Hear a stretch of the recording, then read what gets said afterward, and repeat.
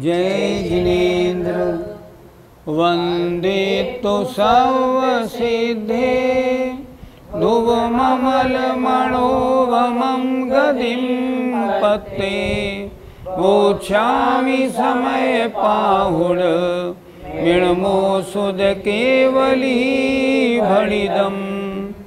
पंच परमेष्टि भगवान की जय। आत्मा का अन्य द्रव्य के साथ कर्ता कर्म संबंध नहीं है, तब आत्मा कर्ता कैसे बनता है? आज की दो गाथाओं में यही चर्चा होगी। आइए गाथा 347। बवहारो भाषि दीण दू परदवं मम भणन्ति विदिदत्था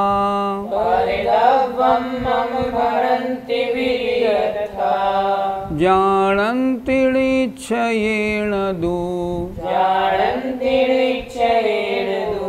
नय इह परमाणुमित्तमं किंचि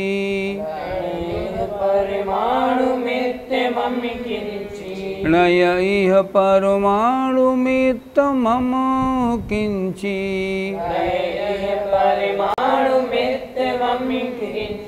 बोलो।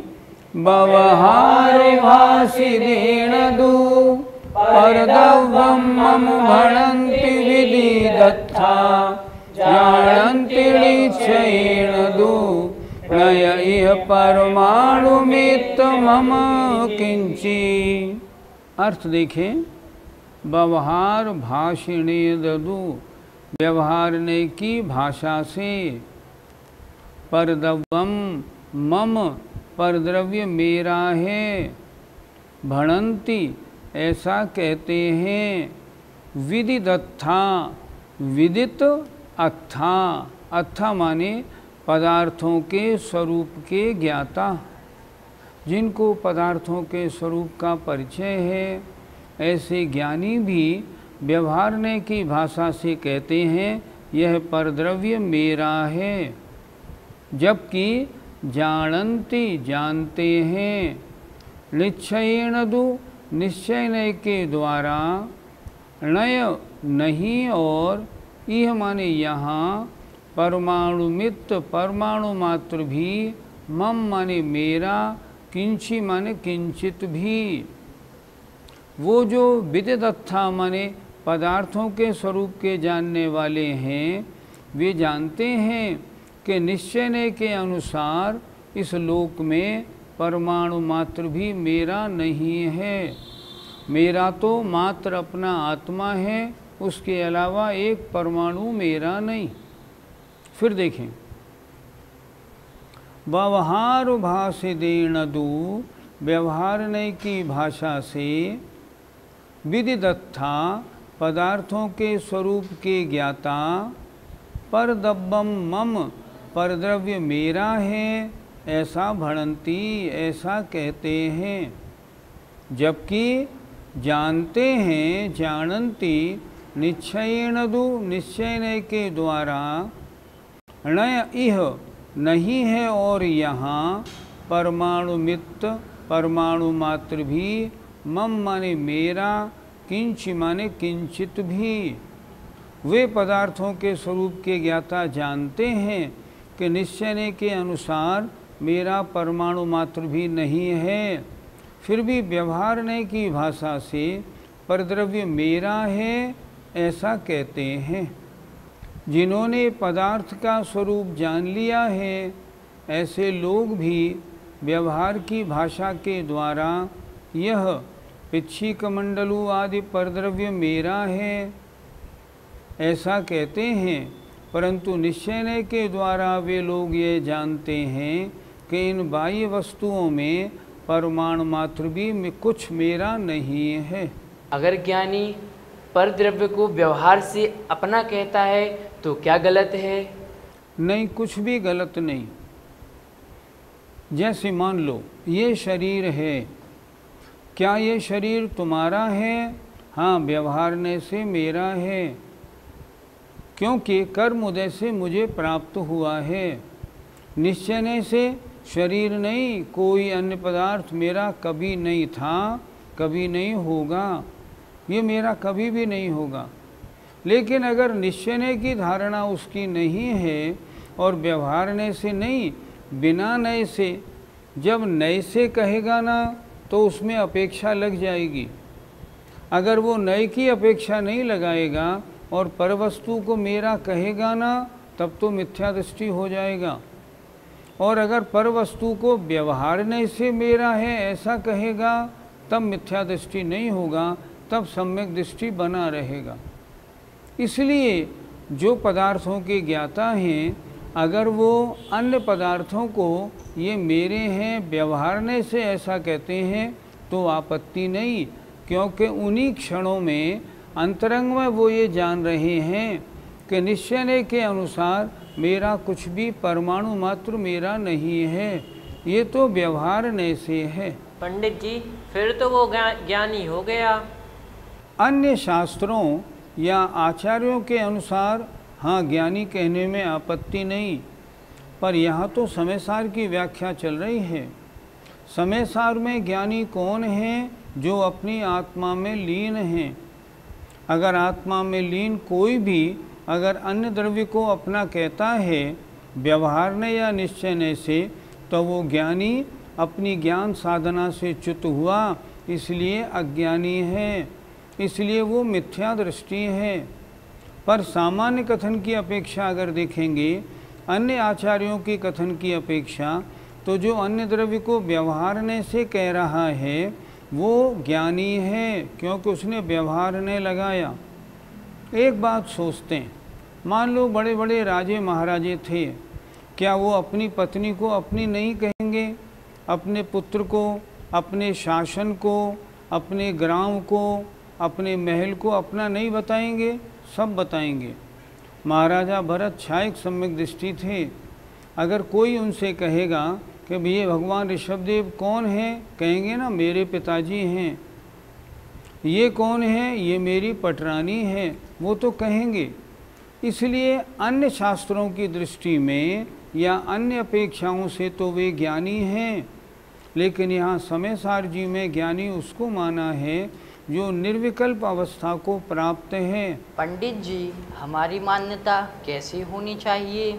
समय सार की दृष्टि में हम अभी अज्ञानी हैं, क्योंकि अपने स्वभाव में लीन नहीं।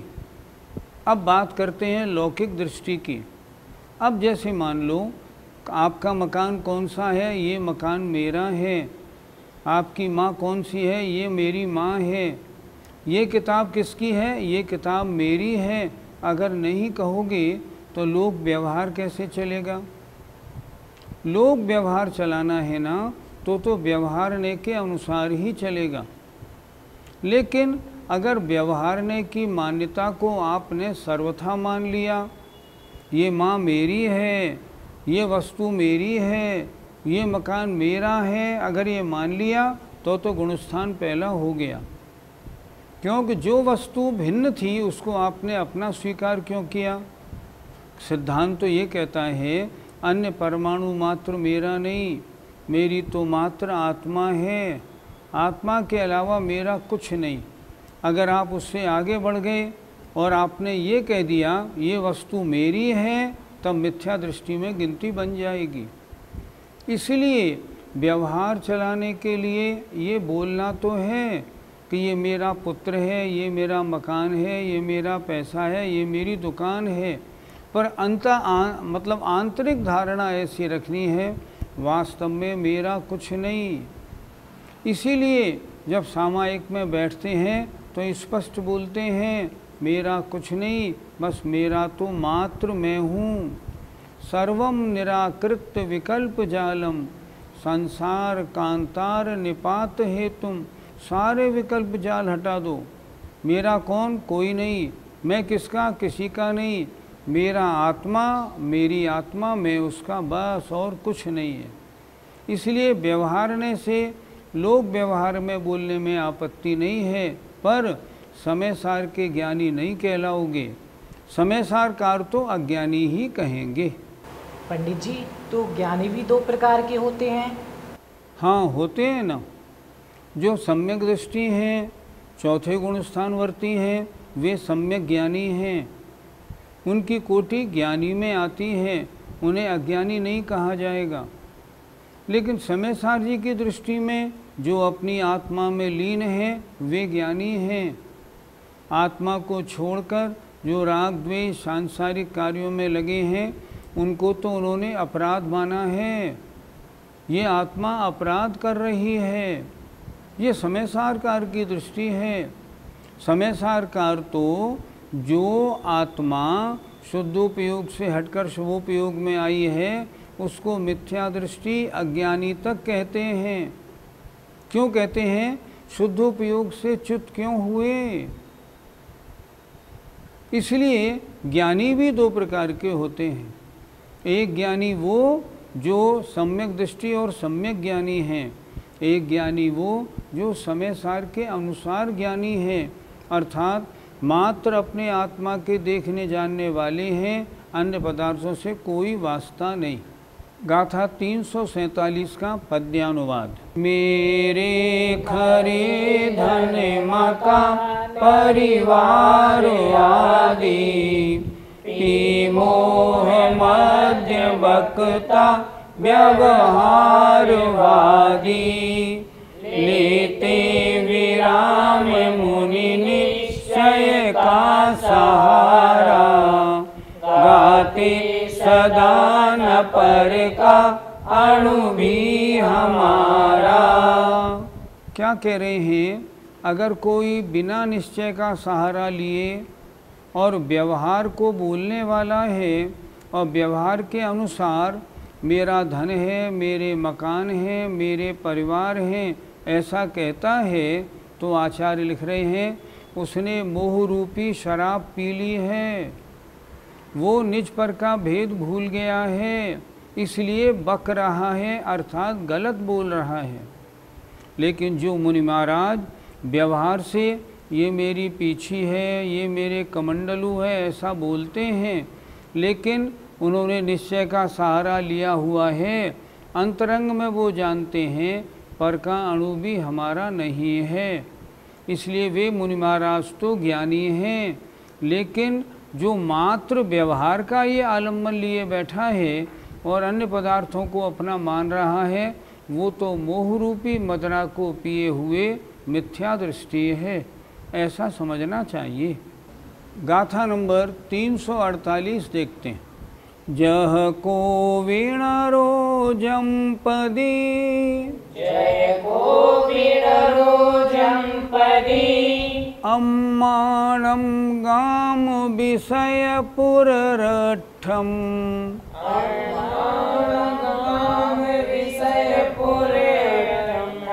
अम्माणं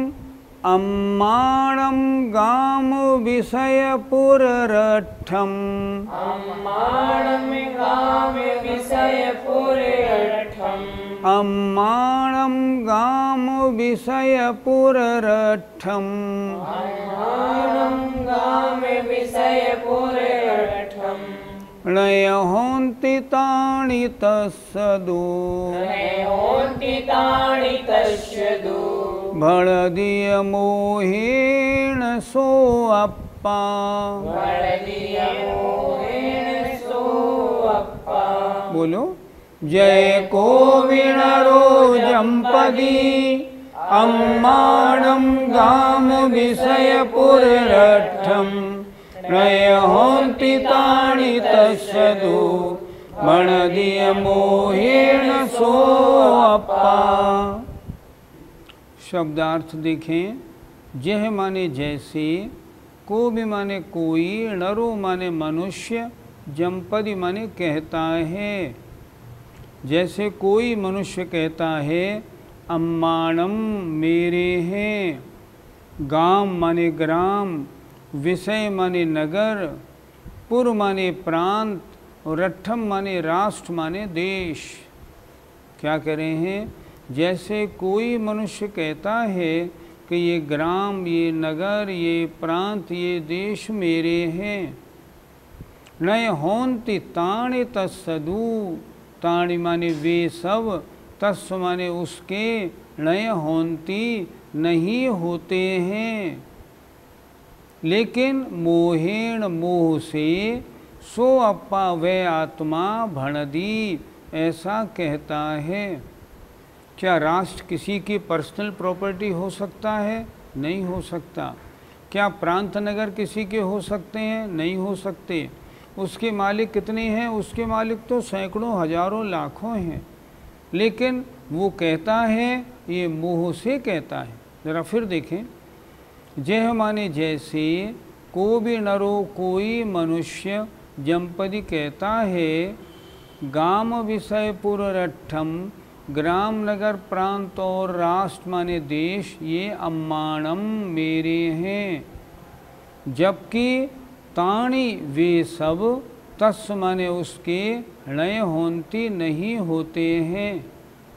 सो अप्पा वह आत्मा तो मोहेण मोह से ऐसा कहता है।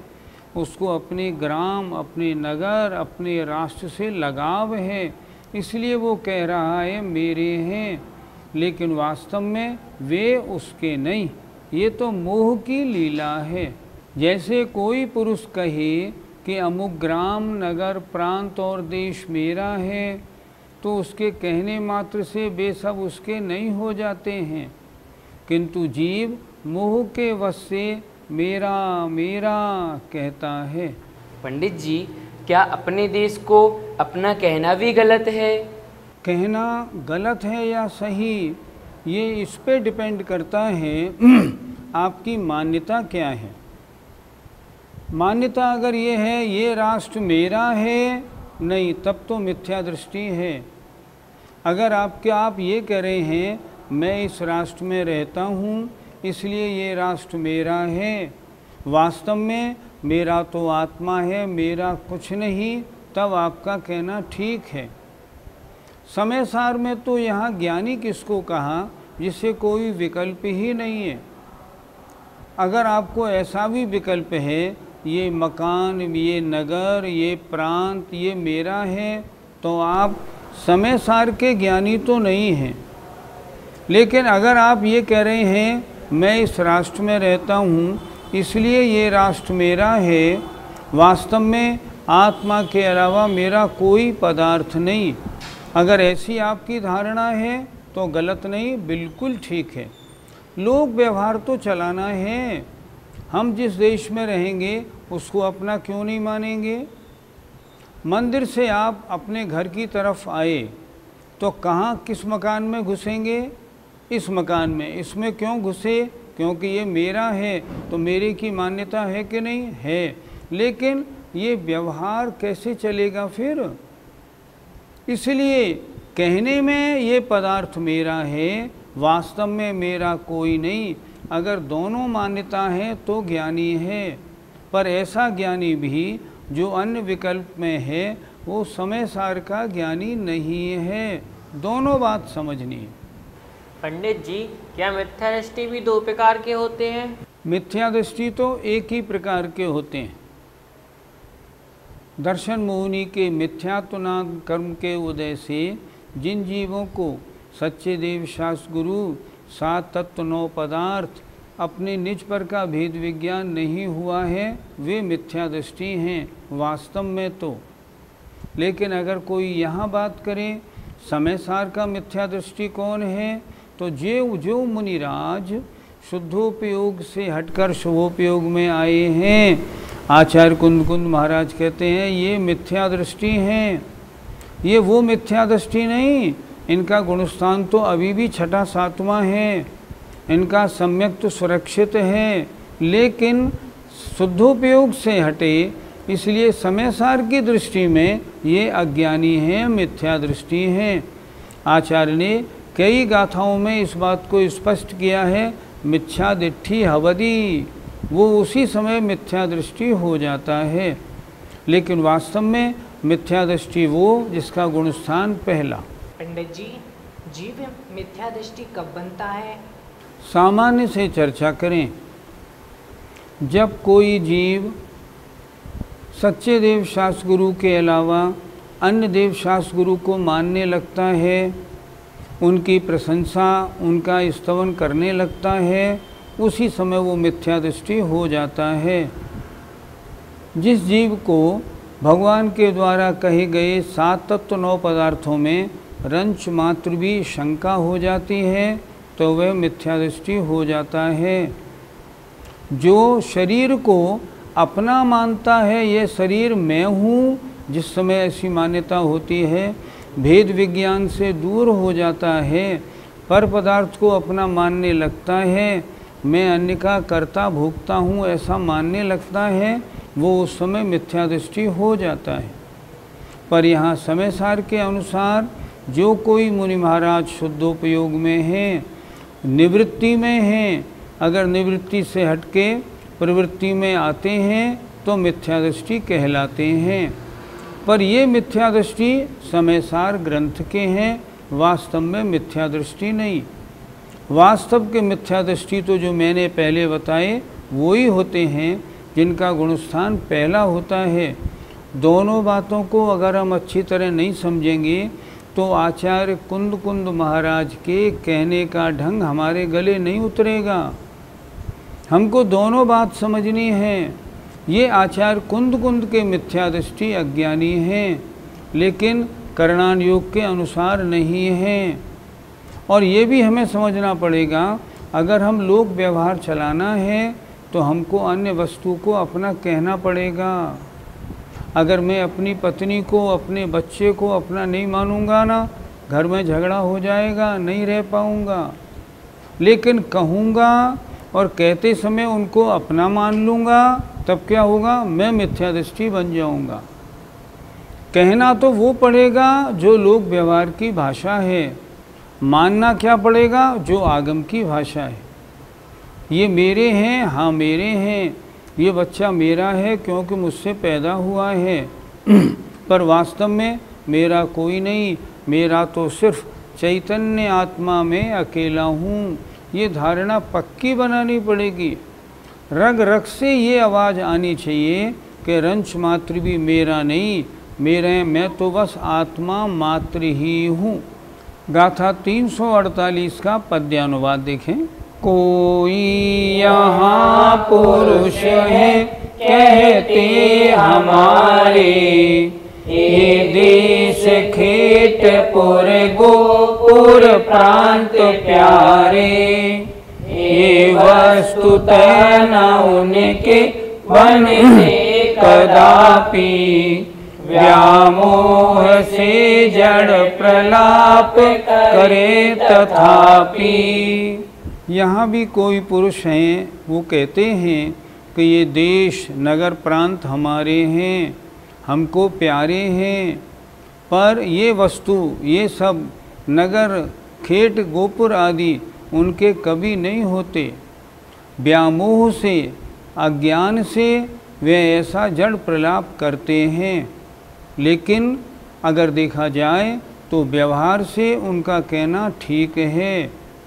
मैं कहाँ का हूँ, मैं फलां स्थान का हूँ, ये तो कहना ही पड़ता है। लेकिन आंतरिक धारणा बहुत स्पष्ट होनी चाहिए, मेरा कुछ नहीं, मेरा तो आत्मा मात्र ही है। जय जिनेंद्र। इस कार्यक्रम के पुण्यार्जक हैं मानक चंद, कमला देवी, राकेश कुमार नीतू, ऋषभ सौम्या एवं आयुषी मुशरफ, B123 सेठी कॉलोनी जयपुर, प्रेमचंद विजय लक्ष्मी अजमेरा जयपुर, अशोक राजलक्ष्मी पांड्या जयपुर, सुनील रेणु कासलीवाल नई दिल्ली।